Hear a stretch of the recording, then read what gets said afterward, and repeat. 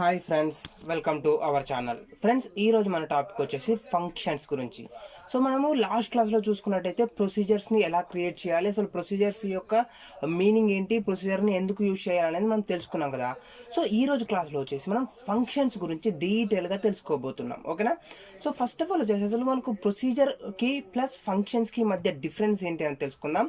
And ఫంక్షన్ని create చేయాలనుకుంటే ఎలా క్రియేట్ చేస్తాము అండ్ దాన్ని ఎలా ఎగ్జిక్యూట్ చేస్తున్నాము అనేసి మనం డీటెయిల్గా ఈరోజు తెలుసుకోబోతున్నాం. Okay, so first of all చూసుకున్నట్టయితే ప్రొసీజర్ అనేది ఎందుకు యూజ్ అవుతుందని చూసినట్టయితే మనకి ఏదైనా ఒక బిజినెస్ లాజిక్ని కనుక మనం రాయాలి, బిజినెస్ లాజిక్ని పర్ఫామ్ చేయాలి అనుకుంటే అలాంటి సిచ్యువేషన్స్లో మనము ఈ ఒరాకిల్ డేటాబేస్లో ప్రొసీజర్స్ని యూజ్ చేస్తాం. ఓకేనా? సో బిజినెస్ లాజిక్ని రాయడానికి మనకు ప్రొసీజర్స్ అనే కాన్సెప్ట్ యూజ్ అవుతుంది. అండ్ దాంతోపాటు మనకు ఏదైనా ఒక క్యాలిక్యులేషన్స్ని, ఫర్ ఎగ్జాంపుల్ ఇప్పుడు మనకు వచ్చేసి ఎంప్లాయీస్ ఉన్నారు కదా. సో ఎంప్లాయీస్ ఫర్ ఎగ్జాంపుల్ ఒక 100 ఎంప్లాయీస్ ఉన్నారు. సో 100 ఎంప్లాయీస్కి సంబంధించిన శాలరీని కనుక్కొని యావరేజ్ శాలరీని కనుక్కుందాం అనుకోండి. సో అదేంటి, మనకు ఒక క్యాలిక్యులేషన్ కదా. మనం ఏం చేస్తున్నాము, అడిషన్ కానీ సబ్స్ట్రాక్షన్ కానీ, సో ఈ విధంగా ఒక క్యాలిక్యులేషన్ని పర్ఫామ్ చేయాలి అనుకుంటే అలాంటి సిచ్యువేషన్స్లో మనం ఈ ఫంక్షన్స్ని యూజ్ చేయడం జరుగుతుంది. సో బిజినెస్ లాజిక్ కోసం అయితే మనం ప్రొసీజర్స్ని యూజ్ చేస్తాము, క్యాలిక్యులేషన్ కోసం అయితే మనం వచ్చేసి ఫంక్షన్స్ని యూజ్ చేస్తాం. ఓకేనా? ఫర్ ఎగ్జాంపుల్ ఇప్పుడు క్యాలిక్యులేషన్ అంటే ఏంటి, మనకు ఒక 100 ఎంప్లాయీస్ ఉన్నారు, 100 ఎంప్లాయీస్కి సంబంధించిన యావరేజ్ శాలరీని కనుక్కోవాలి. సో అదేంటి, 100 ఎంప్లాయీస్కి సంబంధించిన శాలరీస్ని యాడ్ చేసి బై నెంబర్ ఆఫ్ ఎంప్లాయీస్ చేస్తే అప్పుడు మనకు ఒక ఆన్సర్ అనేది వస్తుంది. సో అదేంటి, మనకు ఒక క్యాలిక్యులేషన్ అనమాట, అది క్యాలిక్యులేషన్. ఓకే, అండ్ అదేవిధంగా మనం వచ్చేసి ఫర్ ఎగ్జాంపుల్ ఎంప్లాయీస్ ఉన్నారు.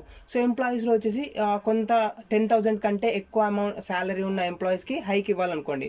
సో ఆ ఎంప్లాయీస్ అందరినీ కనుక్కొని ప్లస్ అమౌంట్ హైక్ ఇచ్చేసి యాడ్ చేసేస్తున్నాం కదా, అక్కడ ఒక క్యాలిక్యులేషన్ని పర్ఫామ్ చేస్తున్నాం. ఈ విధంగా మనం వచ్చేసి ఏదైనా క్యాలిక్యులేషన్ని పర్ఫామ్ చేయాలి అనుకుంటే అలాంటి సిచ్యువేషన్స్లో మనం ఈ ఫంక్షన్స్ని యూజ్ చేయడం జరుగుతుంది. ఓకే, అండ్ నెక్స్ట్ మనం వచ్చేసి ప్రొసీజర్లో మనకు చూసుకున్నట్టయితే must not have return type. అంటే మనకు ప్రొసీజర్ని ఏదైతే మనం ప్రొసీజర్ని క్రియేట్ చేస్తామో ఆ ప్రొసీజర్లో మనకు మస్ట్ అండ్ షుడ్గా రిటర్న్ టైప్ ఉండాలి అనే రూల్ లేదు. ఓకేనా? సో రిటర్న్ టైప్ ఉండొచ్చు, రిటర్న్ టైప్ ఉండకపోవచ్చు. బట్ మనకు ఫంక్షన్లో చూసుకున్నట్టయితే మస్ట్ అండ్ షుడ్గా రిటర్న్ టైప్ అనేది ఉండాలి. So without return type we cannot create a function. Must and షుడ్గా మనకు ఫంక్షన్లో రిటర్న్ టైప్ అనేది ఉండాలి. బట్ ప్రొసీజర్లో చూసుకున్నట్టయితే రిటర్న్ టైప్ అనేది ఉండొచ్చు, ఉండకపోవచ్చు. ఓకేనా? ఇది మనకు main differences. And next one చూసుకున్నట్టయితే procedure can return 0 or more values. So return type అనేది ఉండొచ్చు, ఉండకపోవచ్చు అని చెప్పాను కదా. ఒకవేళ రిటర్న్ టైప్ అనేది ఉంటే 0 రిటర్న్ టైప్స్ ఉండొచ్చు, 1 ఆర్ మోర్ రిటర్న్ టైప్స్ కూడా ఉండొచ్చు. ఓకేనా? సో సింగిల్ వాల్యూని రిటర్న్ చేయొచ్చు, 2 వాల్యూస్ని రిటర్న్ చేయొచ్చు, 3 వాల్యూస్ని రిటర్న్ చేయొచ్చు, 4 వాల్యూస్ని రిటర్న్ చేయవచ్చు. అంటే ఒకటి కంటే ఎక్కువ వాల్యూస్లో కూడా రిటర్న్ చేయవచ్చు. ఎందులో, అది ప్రొసీజర్లో చూసుకున్నట్టయితే. బట్ మనకు ఫంక్షన్లో చూసుకున్నట్టయితే మస్ట్ అండ్ షుడ్గా రిటర్న్ టైప్ ఉండాలి, but only single return type మాత్రమే ఉండాలి, ఓన్లీ సింగిల్ వాల్యూని మాత్రమే రిటర్న్ చేయాలి. ఓకే, ఫర్ ఎగ్జాంపుల్ ఇప్పుడు మనం వచ్చేసి యావరేజ్ శాలరీని కనుక్కుంటాం అనుకోండి, ఓన్లీ యావరేజ్ శాలరీని మాత్రమే రిటర్న్ చేయాలి. అది కాకుండా ఇంకా వేరే ఏవైనా వాల్యూస్ని రిటర్న్ చేయడం కుదరదు. ఓకేనా? ఓన్లీ సింగిల్ వాల్యూని మాత్రమే రిటర్న్ చేస్తుంది, అది ఇందులో ఫంక్షన్స్లో. అండ్ నెక్స్ట్ వన్ చూసుకున్నట్టయితే ప్రొసీజర్లో చూసుకున్నట్టయితే మనకు వచ్చేసి procedure can have in and out parameters. So మనం లాస్ట్ క్లాస్లో చూసుకున్నట్టయితే ప్రొసీజర్స్లో in parameters, out parameters, in out parameters అని చూసాం కదా. సో దీంట్లో ప్రొసీజర్లో చూసుకున్నట్టయితే మనకు పారామీటర్స్ లాగా ఇన్ పారామీటర్స్ ఉండొచ్చు అండ్ అవుట్ పారామీటర్స్ ఉండొచ్చు. బట్ మనకు ఫంక్షన్స్లో చూసుకున్నట్టయితే ఓన్లీ ఇన్ పారామీటర్స్ మాత్రమే ఉంటాయి, అవుట్ పారామీటర్స్ అనేటివి మనకు ఫంక్షన్స్లో ఉండవు. ఓకేనా? సో ఇది మనకు మెయిన్గా ప్రొసీజర్స్కి ప్లస్ ఫంక్షన్స్కి ఉన్న డిఫరెన్స్. సో దీన్ని బేస్ చేసుకొని మీరు అర్థం చేసుకోవచ్చు ప్రొసీజర్స్ని ఎలాంటి సిచ్యువేషన్స్లో యూజ్ చేసుకోవచ్చు అండ్ ఫంక్షన్స్ని ఎలాంటి సిచ్యువేషన్స్లో యూజ్ చేసుకోవచ్చు అనేది. ఓకేనా? ప్రొసీజర్స్లో వచ్చేసరికి బిజినెస్ లాజిక్ని ఉంటుంది, ఫంక్షన్స్లో వచ్చేసరికి మనకు క్యాలిక్యులేషన్ ఉంటుంది. ప్రొసీజర్స్లో వచ్చేసరికి మనకు రిటర్న్ టైప్ ఉండొచ్చు, ఉండకపోవచ్చు. బట్ ఫంక్షన్లో వచ్చేసి మస్ట్ అండ్ షుడ్గా రిటర్న్ టైప్ ఉండాలి, రిటర్న్ అనేది ఉండాలి. అండ్ నెక్స్ట్ ప్రొసీజర్లో చూసుకున్నట్టయితే ఒకవేళ రిటర్న్ టైప్ ఉంటే ఆ రిటర్న్ టైప్ అనేది సింగిల్ వాల్యూ కావచ్చు, 2 వాల్యూస్ కావచ్చు, 3 వాల్యూస్ కావచ్చు. ఓకే, బట్ ఫంక్షన్లో చూసుకున్నట్టయితే రిటర్న్ టైప్ అనేది ఉంటుంది, బట్ మస్ట్ అండ్ షుడ్గా సింగిల్ వాల్యూని మాత్రమే రిటర్న్ చేస్తుంది, ఒకటి కంటే ఎక్కువ వాల్యూస్ రిటర్న్ చెయ్యలేదు. And next and last point వచ్చేసి ప్రొసీజర్లో చూసుకున్నట్టయితే మనం పారామీటర్స్ని పాస్ చేయవచ్చు. ఆ పారామీటర్స్ వచ్చి ఇన్ పారామీటర్స్ కావచ్చు లేదా అవుట్ పారామీటర్స్ కావచ్చు. So in parameters out parameters రెండింటిని ప్రొసీజర్ అనేది యాక్సెప్ట్ చేస్తుంది. బట్ ఫంక్షన్ చూసుకున్నట్టయితే మస్ట్ అండ్ షుడ్గా ఓన్లీ ఇన్ పారామీటర్స్ని మాత్రమే యాక్సెప్ట్ చేస్తుంది, అవుట్ పారామీటర్స్ని యాక్సెప్ట్ చెయ్యొద్దు. ఓకేనా?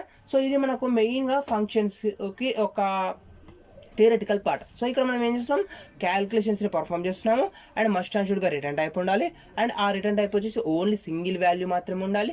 అండ్ ఓన్లీ ఇన్పుట్ పారామీటర్స్ని మాత్రమే యాక్సెప్ట్ చేస్తుంది. సో దీన్ని బేస్ చేసుకుని మనము యాక్చువల్గా ఇప్పుడు ప్రాక్టికల్గా ఒక ఫంక్షన్ని ఎలా క్రియేట్ చేస్తున్నాము ఏంటి అని తెలుసుకుందాం.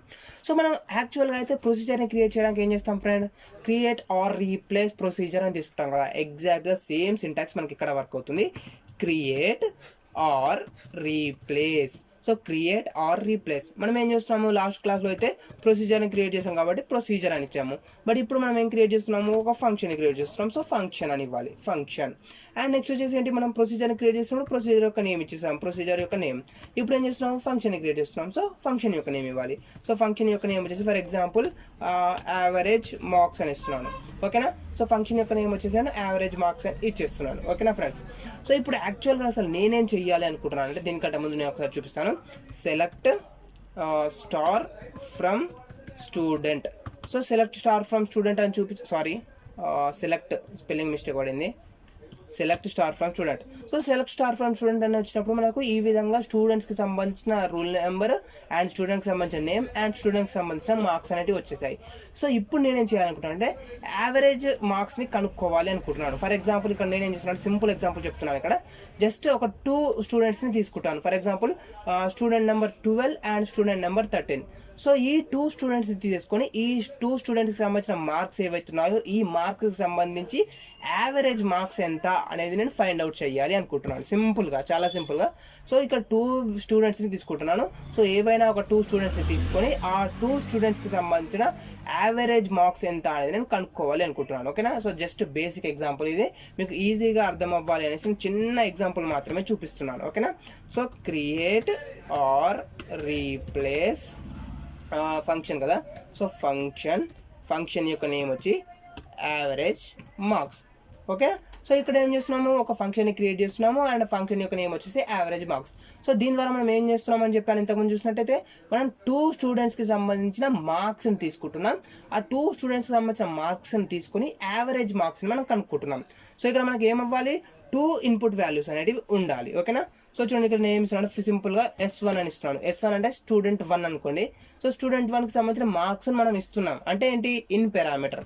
సో మీకు ఈజీగా అర్థమవుతుంది, ఫంక్షన్ అంటే ఓన్లీ ఇన్ పారామీటర్స్ మాత్రమే ఉంటాయి. సో ఇన్ అని ఇచ్చేస్తున్నాను. అండ్ నెక్స్ట్ చూసుకున్నట్టయితే ఇది వచ్చేసి ఎలాంటి టైప్ ఆఫ్ వాల్యూ, మార్క్స్ అనేటివి నంబర్ టైప్ ఆఫ్ వాల్యూ కాబట్టి నేను ఇక్కడ నెంబర్ అని ఇచ్చేసాను. అండ్ నెక్స్ట్ వచ్చేసి నేను ఇంకొక పారామీటర్స్ని పాస్ చేయాలనుకుంటున్నాను, అది వచ్చేసి స్టూడెంట్ 2కి సంబంధించిన మార్క్స్. సో దానికి రిఫరెన్స్ వేరియబుల్కి వచ్చేసి S2 అని ఇచ్చేసాను, పారామీటర్ నేమ్ వచ్చేసి. అండ్ ఇది కూడా మనకు వచ్చేసి in type of value, so in అని ఇచ్చేసాను. అండ్ ఇది కూడా మనకు నెంబర్ టైప్ ఆఫ్ వాల్యూ కాబట్టి నెంబర్ అని ఇచ్చేసాను. ఓకేనా? సో ఇక్కడ వరకు మనకు సేమ్ మనకు ప్రొసీజర్ అయితే ఎలా క్రియేట్ చేసామో ఇక్కడ కూడా మనం యాజ్ ఇట్ ఈస్గా అలాగే క్రియేట్ చేసాము. బట్ మనకు ప్రొసీజర్స్లో చూసుకున్నట్టయితే మనం ఈ పారామీటర్స్ ఏవైతే ఉన్నాయో ఈ పారామీటర్స్ రాసేసాక డైరెక్ట్గా యాజ్ అనే కీవర్డ్ని యూజ్ చేస్తాము. బట్ ఇక్కడ మనకు వచ్చేసి ఫంక్షన్ ఏమని చేస్తుంది అని చెప్పాను, మస్ట్ అండ్ షుడ్గా. ఓకేనా? సో ఫంక్షన్ అనేది మస్ట్ అండ్ షుడ్గా ఒక వాల్యూని రిటర్న్ చెయ్యాలి అని చెప్పాను కదా. సో ఇప్పుడు మనం ఆ రిటర్న్ అనే కీవర్డ్ని ఇక్కడ యూజ్ చేసుకోవాలి. ఓకేనా? సో చూడండి, రిటర్న్. ఓకే? సో ఇప్పుడు రిటర్న్ అని చేసాము. ఓకేనా? ఇప్పుడు మనం ఏం చేస్తున్నాం, యాక్చువల్ టాస్క్ ఏంటి, ఇక్కడ యాక్చువల్ క్యాలిక్యులేషన్ ఏంటి, ఈ 2 మార్క్స్ ఏవైతే ఉన్నాయో ఈ 2 మార్క్స్ని ఐడెంటిఫై చేసి యాక్చువల్ మార్క్స్ని రిటర్న్ చేయాలి కదా. సో మార్క్స్ అనేటివి ఎలాంటి type of data value, so ఇక్కడ మనం చూసుకున్నట్టయితే మార్క్స్ అనేటివి ఎలాంటి type of value, number type of value. Okay? So ఇప్పుడు మనం ఏం చేస్తాం అంటే రిటర్న్ నెంబర్ అని ఇవ్వాలి. ఓకేనా? So return number. నెక్స్ట్ వచ్చేసి ఇప్పుడు యాజ్ అనే కీవర్డ్ని ఇవ్వాలి. ఓకేనా? సో ఇది ఒకటి మీరు గుర్తుంచుకోండి, క్రియేట్ ఆర్ రీప్లేస్ ఫంక్షన్ని క్రియేట్ చేస్తున్నాం కాబట్టి ఫంక్షన్ అండ్ ఫంక్షన్ యొక్క నేమ్. అండ్ ఆ ఫంక్షన్లోకి మీరు ఎన్ని ఇన్పుట్ పారామీటర్స్ని పాస్ చేస్తున్నారో ఆ వాటికి సంబంధించిన డీటెయిల్స్ ఇవ్వండి. అండ్ దీని ద్వారా వచ్చే వాల్యూ ఏదైతే ఉంటుందో ఆ వాల్యూ అనేది ఎలాంటి టైప్ ఆఫ్ వాల్యూ అయితే దాన్ని మీరు రిటర్న్ చేయాలి. సో దానికోసం వచ్చేసి రిటర్న్ నెంబర్ అని చేశాను. అండ్ నెక్స్ట్ వచ్చేసి మనం లాస్ట్ క్లాస్లో యాజ్ ఇస్ అనే కీవర్డ్ ఎలా యూజ్ చేస్తామో ఇక్కడ కూడా యాజ్ అనే కీవర్డ్ని యూజ్ చేస్తున్నాను. ఓకే? సో ఇప్పుడు మనం వచ్చేసి ఇచ్చేసాము. ఇప్పుడు నెక్స్ట్ మనం ఏం చెయ్యాలి అని చూసినట్టయితే డిక్లరేషన్ని చెయ్యాలి. ఇప్పుడు మనకి ఏమవుతుంది ఫ్రెండ్స్, యాక్చువల్గా సింపుల్గా మనకు ఇప్పుడు స్టూడెంట్ టేబుల్ ఉంది కదా. సో ఇప్పుడు ఫర్ ఎగ్జాంపుల్ ఇక్కడ నేను ఏం చేస్తున్నాను అంటే సింపుల్గా, చాలా సింపుల్గా చెప్తున్నాను. ఫర్ ఎగ్జాంపుల్ 12 అనే స్టూడెంట్కి సంబంధించి ఫర్ ఎగ్జాంపుల్ ఒక 56 మార్క్స్ అనుకోండి, ఓకేనా. అండ్ అదేవిధంగా 14 అనే స్టూడెంట్కి సంబంధించిన మార్క్స్ వచ్చేసి ఒక 48 అనుకోండి. ఇప్పుడు మనం ఏం చేస్తున్నాము, ఈ వాల్యూని ఒక వేరియబుల్లో స్టోర్ చేసుకోవాలి అండ్ ఈ వాల్యూని కూడా ఒక వేరియబుల్లో స్టోర్ చేసుకోవాలి. అంటే మీరు ఏదైతే వాల్యూని యాక్సెప్ట్ చేస్తున్నారో ఆ వాల్యూస్ని ఒక వేరియబుల్లో స్టోర్ చేసుకోవాలి కదా. సో ఆ విధంగా మనం వేరియబుల్స్లో వాల్యూస్ని కనుక స్టోర్ చేసుకోవాలి అనుకుంటే దానికి సంబంధించి మనం వేరియబుల్స్ని క్రియేట్ చేసి పెట్టాలి. సింపుల్గా చెప్పాలంటే మనం డిక్లరేషన్స్ అని పిలుస్తాము. సో ఆ వాల్యూస్ని డిక్లేర్ చెయ్యాలి, ఓకేనా. సో ఇక్కడ నేను ఏం చేస్తున్నాను చూడండి, సింపుల్గా marks1 అనేది డిక్లేర్ చేస్తున్నాను, దాని యొక్క నేమ్ అనమాట. సింపుల్గా ఇది వచ్చేసి ఎలాంటి type of value, number. So number అని ఇచ్చేసాను. అండ్ నెక్స్ట్ వచ్చేసి మనకి ఇంకొక మార్క్స్ లిస్ట్ వస్తుంది కదా. సో దాన్ని నేను marks2లో స్టోర్ చేసుకుంటాను. సో దానికి సంబంధించిన వాల్యూ వచ్చేసి రిటర్న్ టైప్ వచ్చేసి నెంబర్ కాబట్టి నెంబర్ అని ఇచ్చేసాను, ఓకేనా. సో ఇక్కడ మనకి ఏమొస్తుందంటే ఇక్కడ స్టూడెంట్ నెంబర్ ఏదైతే ఇస్తామో దాన్ని బేస్ చేసుకొని మనకు మార్క్స్ వస్తాయి. ఆ మార్క్స్ని మనం ఇక్కడ marks1 అంటే స్టూడెంట్ 1కి సంబంధించిన మార్క్స్ని marks1లో స్టోర్ చేసుకుంటున్నాను. స్టూడెంట్ 2కి సంబంధించిన మార్క్స్ని నేను marks2లో స్టోర్ చేసుకుంటాను. సో ఈ marks1 ప్లస్ marks2 అనే వాల్యూస్ని బేస్ చేసుకుని నేను క్యాలిక్యులేషన్ని పర్ఫామ్ చేస్తున్నాను. సో ఇప్పుడు మనం లాస్ట్ క్లాస్లో ఏదైతే ప్రొసీజర్ని బిగిన్ చేస్తామో ఇక్కడ కూడా మనం ఫంక్షన్ని బిగిన్ చేయాలి. సో దానికోసం వచ్చేసి బిగిన్ అనే స్టేట్మెంట్ని యూజ్ చేస్తున్నాను. సో ఇప్పుడు మనం ఏం చెప్పాను ఫ్రెండ్స్, ఇంతకుముందు టేబుల్ మనకు స్టూడెంట్ అనే టేబుల్ ఏవైతున్నాయో ఆ స్టూడెంట్ అనే టేబుల్లో నుండి నేను వాల్యూస్ని రీడ్ చేస్తానని చెప్పాను కదా. సో దానికోసం చూడండి, నేను ఇక్కడ కోడ్ని రాస్తున్నాను, సెలెక్ట్ మార్క్స్. సో కాలం యొక్క నేమ్ ఏంటి అంటే మనకు marks, select marks into. So into అనేసి marks1 అని ఇస్తున్నాను. సో మీకు ఆల్రెడీ తెలుసు, లాస్ట్ క్లాస్లో యూజ్ చేసాం. మార్క్స్ అనే కాలంలో నుంచి వచ్చిన వాల్యూని మనం ఈ marks1 అనే వేరియబుల్లో స్టోర్ చేసుకుంటున్నాం. Select marks into marks1. So marks ద్వారా వచ్చిన మార్క్స్ ఏవైతే ఉంటాయో ఆ వాల్యూస్ నేను marks1 అనే వేరియబుల్లో స్టోర్ చేసుకుంటున్నాను, ఓకే. సో అవి ఎందులో నుంచి రావాలి, మనకు స్టూడెంట్ అనే టేబుల్లో నుంచి రావాలి. సో దానికోసం వచ్చేసి ఫ్రమ్ స్టూడెంట్ అని ఇస్తున్నాను. సో ఫ్రమ్ స్టూడెంట్ అని ఇచ్చేసాను. సో స్టూడెంట్ అనే టేబుల్లో నుండి వచ్చిన మార్క్స్ అనేటివి మనకు marks1లో స్టోర్ అవ్వాలి. అది ఎప్పుడు మనం ఒక కండిషన్ని పాస్ చేయాలి. దానికోసం వచ్చేసి where S number equals to. So where S number equals to నేనేం చేస్తున్నా అంటే ఇక్కడ S1 అనే వేరియబుల్ ఉంది కదా. సో S1 అనే వేరియబుల్ని నేను రూల్ నెంబర్ని పాస్ చేస్తున్నాను అనమాట. స్టూడెంట్ యొక్క నెంబర్ ఏదైతే ఉంటుందో ఆ నెంబర్ నేను ఇక్కడ పాస్ చేస్తాను.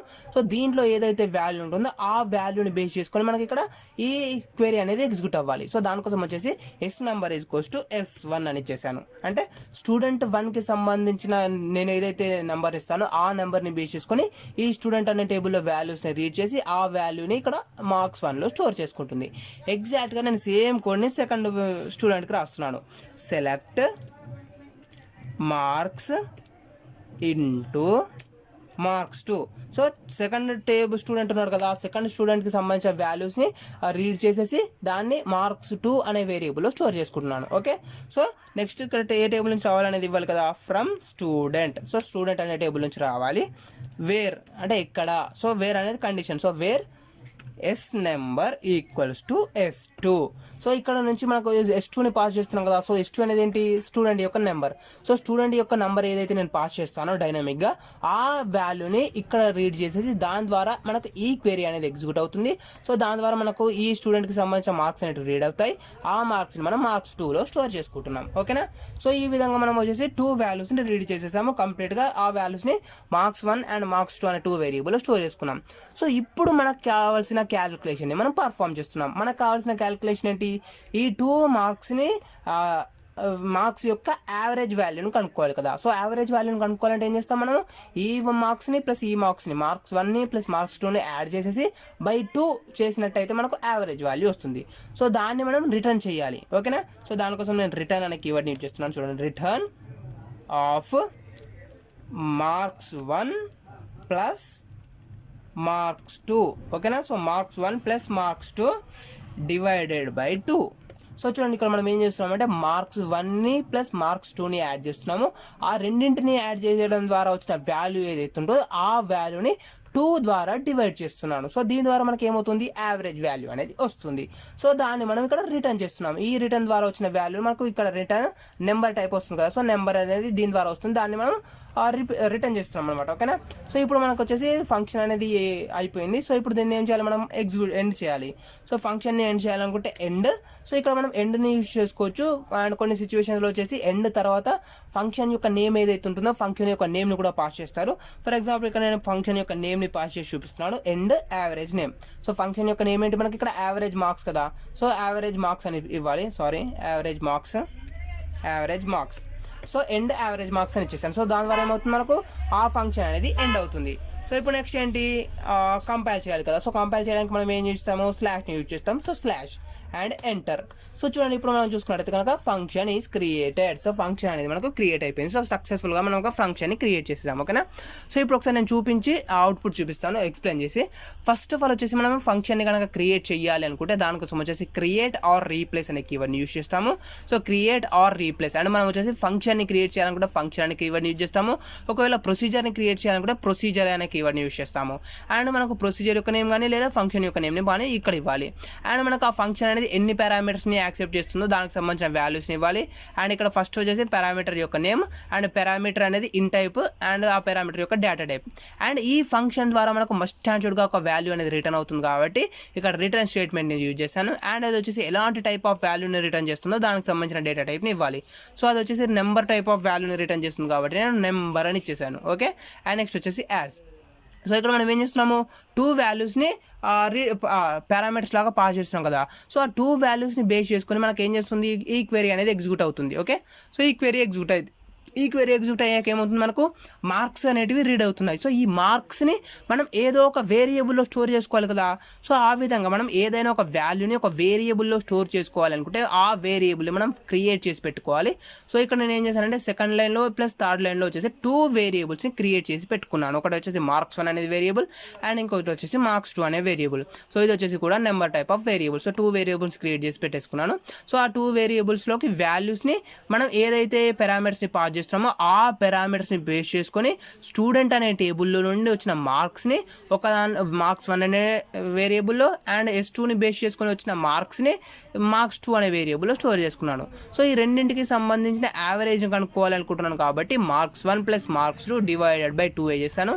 సో దాని ద్వారా వచ్చిన వాల్యూ నేను రిటర్న్ చేస్తున్నాను. అండ్ నెక్స్ట్ వచ్చేసి ఫంక్షన్ అనేది ఎండ్ కావాలి కాబట్టి ఎండ్ ఫంక్షన్ యొక్క నేమ్ ఇచ్చేసాను. అండ్ నెక్స్ట్ వచ్చేసి స్లాష్. సో స్లాష్ అంటే మనకు కంపైల్ అవుతుంది.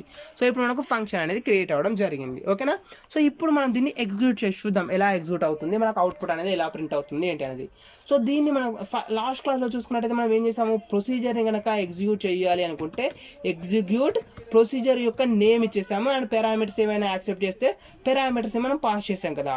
బట్ ఇప్పుడు వచ్చేసి మనం ఏం చేయాలంటే ఒక ఫంక్షన్ని కనుక ఎగ్జిక్యూట్ చేయాలి అనుకుంటే దానికోసం వచ్చేసి మనం సెలెక్ట్ అనే కీవర్డ్ని యూజ్ చేసుకోవాలి. సో చూడండి, సెలెక్ట్ అండ్ మనకు వచ్చేసి ఫంక్షన్ యొక్క నేమ్ ఏంటి, average marks, AVGMARKS average marks.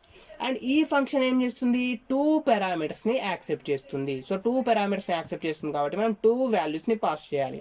For example నేనేం చేస్తున్నా అంటే 12 అనే స్టూడెంట్ సంబంధించిన వాల్యూ ప్లస్ 14 అనే స్టూడెంట్కి సంబంధించిన వాల్యూని రీడ్ చేస్తున్నాను. ఓకేనా. సో ఇవి ఏంటంటే స్టూడెంట్స్కి సంబంధించిన నెంబర్ 14, 12 అనేది. ఈ 14 అనేది ఎక్కడ 12 అనేది ఎక్కడ స్టోర్ అవుతుంది, S1లో స్టోర్ అవుతుంది. సో ఈ S1ని బేస్ చేసుకుని ఏమవుతుంది, మనకు ఈ కండిషన్ ద్వారా స్టూడెంట్ 12 అనే స్టూడెంట్ ఎవరైతే ఉంటారో ఆ స్టూడెంట్కి సంబంధించిన మార్క్స్ని రీడ్ చేసేసి marks1లో స్టోర్ చేసుకుంటుంది. నెక్స్ట్ 14. సో 14 అనేది ఏంటి, స్టూడెంట్ యొక్క నెంబర్. సో ఈ స్టూడెంట్ యొక్క నెంబర్ వచ్చేసి S2లో స్టోర్ అవుతుంది. సో ఈ S2ని బేస్ చేసుకుని మనకు స్టూడెంట్ అనే టేబుల్లో మార్క్స్ రీడ్ చేస్తుంది, ఆ మార్క్స్ని marks2లో స్టోర్ చేసుకుంటుంది అనమాట. ఇది ప్రాసెస్. ఓకేనా. So select average marks of 12, 14 వచ్చేసాను. సో ఆ 2 వాల్యూస్ని రీడ్ చేసేస్తుంది. ఓకే. సో ఇప్పుడు నెక్స్ట్ మనం ఏం చేయాలి అంటే ఫ్రమ్ డ్యూయల్ అని ఇవ్వాలి. ఓకేనా. సో డ్యూయల్ అనేది ఏంటంటే ఒక టేబుల్ అనమాట. సో ఓరాకిల్ డేటాబేస్ ఏదైతే ఉందో ఆ ఓరాకిల్ డేటాబేస్ అనేది బై డిఫాల్ట్గా ఒక టేబుల్ని క్రియేట్ చేస్తుంది. ఆ టేబుల్లోకి మనకు ఈ ఫంక్షన్ ద్వారా వచ్చిన వాల్యూస్ అనేటివి యాడ్ అవ్వడం జరుగుతుంది. సో దానికోసం మనం ఏం చేస్తాం అంటే select average marks of parameters from dual అని ఇస్తాం. ఓకే. సో ఇప్పుడు చూడండి, నేను ఎంటర్ ప్రెస్ చేస్తున్నాను. సో ఎంటర్ ప్రెస్ చేయగానే మనకు వచ్చేసి average marks of 12,14 equals to 60.5 అనేది రావడం జరిగింది. ఓకేనా. సో ఇప్పుడు మనకి ఏమున్నాయి, 12 అనే స్టూడెంట్కి సంబంధించిన వాల్యూ ప్లస్ 14 అనే స్టూడెంట్కి సంబంధించిన వాల్యూ. సో ఆ వాల్యూస్ని రీడ్ చేసేసి ఆ వాల్యూస్ని యాడ్ చేసేసి దానికి సంబంధించిన వాల్యూని మనకు ప్రింట్ చేయాలి. ఓకేనా. సో ఇప్పుడు మనకి ఇది కరెక్టా లేదా అని చూద్దాం. ఇప్పుడు మనకు 60.5 అనేది ప్రింట్ అయింది కదా. సో ఇప్పుడు నేను అది కరెక్టా లేదా అని చూపిస్తున్నాను చూడండి. Select star from student. So స్టూడెంట్కి సంబంధించిన వాల్యూస్ని ప్రింట్ చేస్తున్నాను. సో ఇక్కడ చూడండి మనకు వచ్చేసి 12 అనే వాల్యూ ఉంది. సో 12 అనేది ఏంటి, రూల్ నెంబర్. సో 12 అనే రూల్ నెంబర్కి సంబంధించిన స్టూడెంట్ యొక్క మార్క్స్ ఎన్ని ఉన్నాయి, 59 మార్క్స్ ఉన్నాయి. ఓకేనా. So 59 marks 59. అండ్ నెక్స్ట్ ఏంటి, ప్లస్ మనకి ఇక్కడ ఇంకొకటి ఏమి ఇచ్చాం మనము, 14 అనే నెంబర్ ఇచ్చాం. సో 14 అనే నెంబర్కి సంబంధించి మార్క్స్ ఎన్ని ఉన్నాయి, 62 మార్క్స్ ఉన్నాయి. సో 62 అని ఇస్తున్నాను. ఓకేనా. సో 59 ప్లస్ 62 కదా. So 59 plus 62. Okay. So 62. So 59 plus 62 equals ఎంత అవుతుంది మనకు, 121 అవుతుంది. So 9 plus 2 equals 11. So 1 6 plus 5 11 11 plus 1 12. So 121 అవుతుంది. సో ఇక్కడ నెక్స్ట్ ఏమైంది, 121/2 ఇచ్చేసాం. సో 120/2 ఈక్వల్స్ ఎంత, 120 అంటే 120/2 అంటే 60 వస్తుంది. సో 1 అంటే 1/2 అంటే 0.5. సో 60.5. సో ఇంతకుముందు మనకు అదే అవుట్పుట్ ప్రింట్ అయింది కదా 60.5 అనేది. ఈ విధంగా మనం వచ్చేసి ఏదైనా ఒక క్యాలిక్యులేషన్ని కనుక మనం పర్ఫామ్ చేయాలి అనుకుంటే అలాంటి సిచ్యువేషన్స్లో మనం ఈ ఫంక్షన్స్ని యూజ్ చేసుకోవడం జరుగుతుంది. ఓకేనా. సో ఇది ఫ్రెండ్స్ మనకు వచ్చేసి కంప్లీట్గా ఫంక్షన్స్కి సంబంధించిన టాపిక్. ఓకే. సో ఇక్కడ మనం ఏం చేస్తాము, ఓన్లీ సింగిల్ టైం ఎగ్జిక్యూట్ చేస్తాం కదా. సో ఇలా కాకుండా మీరు ఎన్ని టైమ్స్ కావాలనుకుంటే మీరు అన్ని టైమ్స్ ఎగ్జిక్యూట్ చేసుకోవచ్చు. ఫర్ ఎగ్జాంపుల్ ఇక్కడ నేను 12,14 అని ఇచ్చేస్తాను కదా. ఫర్ ఎగ్జాంపుల్ అలా కాకుండా 12,13 అని ఇస్తున్నాను. సో 12కి సంబంధించిన వాల్యూస్ ఏంటి, 59. అండ్ 13కి సంబంధించిన వాల్యూస్ ఏంటి, 57. సో 59 ప్లస్ 57/2 అంటే ఎంత రావాలి మనకు, 58 రావాలి. ఓకే. సో ఇప్పుడు చూడండి నేను వచ్చేసి 12,13 అని ఇచ్చేసి ఎంటర్ ప్రెస్ చేస్తున్నాను. సో ఇక్కడ మనకు చూసుకున్నట్టయితే యావరేజ్ మార్క్స్ వచ్చేసి 58 అనేది రావడం జరిగింది. ఓకేనా. సో ఇది ఫ్రెండ్స్ మనకు వచ్చేసి కంప్లీట్గా ఫంక్షన్స్ గురించి. సో ఫంక్షన్ని మనం ఎలా క్రియేట్ చేస్తాము అండ్ ఎలా ఎగ్జిక్యూట్ చేస్తాము అనేది కంప్లీట్గా దీనికి సంబంధించిన ప్రాసెస్. ఓకే. సో ఇది జస్ట్ మనకు బేసిక్ ఇంట్రడక్షన్ లాగా. నేను ఇదంతా కంప్లీట్గా జేడీబీసీలో మనకు ఒక టాపిక్ ఉంది. ఆ టాపిక్ మీకు అర్థం అవ్వాలంటే అసలు ఫంక్షన్ అంటే ఏంటి, ఫంక్షన్ని ఎలా క్రియేట్ చేస్తాము, ఎలా ఎగ్జిక్యూట్ చేస్తాము, ఫంక్షన్ యొక్క యూజ్ ఏంటి అనేది మీకు తెలియాలి. సో దానికోసం నేను జస్ట్ ఈ ఫంక్షన్కి సంబంధించిన ఒక ఎగ్జాంపుల్ని ఎక్స్ప్లెయిన్ చేస్తున్నాను. ఓకేనా. సో ఫస్ట్ ఆఫ్ ఆల్ వచ్చేసి క్రియేట్ ఆర్ రీప్లేస్ ఫంక్షన్ యొక్క నేమ్ అండ్ ఎన్ని పారామీటర్స్ కావాలంటే మీరు అన్ని పారామీటర్స్ క్రియేట్ చేసుకోవాలి. అండ్ ఈ పారామీటర్స్ వచ్చేసి కంప్లీట్గా ఇన్ పారామీటర్స్ ఉంటాయి. అండ్ ఫంక్షన్ అనేది మన స్టాండర్డ్గా మనకు ఒక వాల్యూని రిటర్న్ చేస్తుంది కాబట్టి రిటర్న్ అనేది ఇవన్నీ యూజ్ చేస్తాము. అండ్ దీంట్లో మనం వాల్యూస్ని స్టోర్ చేసుకుంటున్నాం కాబట్టి ఆ వాల్యూస్ని స్టోర్ చేసుకోవడానికి మనం వేరియబుల్స్ క్రియేట్ చేసి పెట్టేసుకోవాలి.